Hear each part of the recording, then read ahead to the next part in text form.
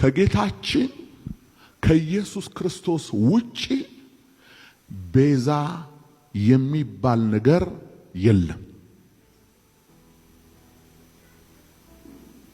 በቃ እኛ አሁን ስለ ጫማ ቤዛነት እያወራን አይደለም። እኛ አሁን ስለ ገንዘብ ቤዛነት እያወራን አይደለም። አሁን እኛ ስለ ሙሴ ቤዛነት እያወራን አይደለም። እነዚህ ሁሉ አይመለከቱን። እኛን የሚመለከተን በደሙ የዋጀን ከጨለማ ስልጣን ያዳነን ወደሚደነቅ ብርሃን ያወጣን አሁን በግርማው ቀኝ ተቀምጦ ያን የክብር ስፍራ በእርግጠኛነት ላወረሰን ስለሱ ነው የሚመለከተን። አንድ ቤዛ ነው ያለው፣ እርሱም ኢየሱስ ክርስቶስ ይባላል። ኢየሱስ ክርስቶስ የዓለም ቤዛ ነው። ኢየሱስ ክርስቶስ አዳኝ ነው።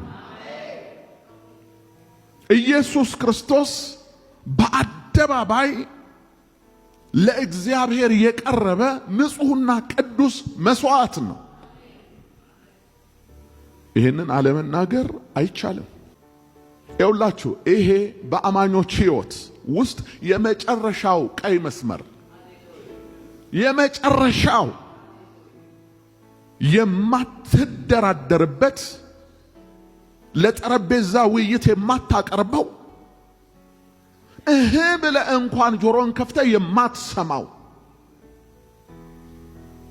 በደም ማህተም የተረጋገጠ ዓለም ያወቀው ፀሐይ የሞቀው ይሄው 2000 ዘመን ቤተ ክርስቲያን የምትጮህለት የአደባባይ እውነት ነው የክርስቶስ ኢየሱስ ቤዛነት።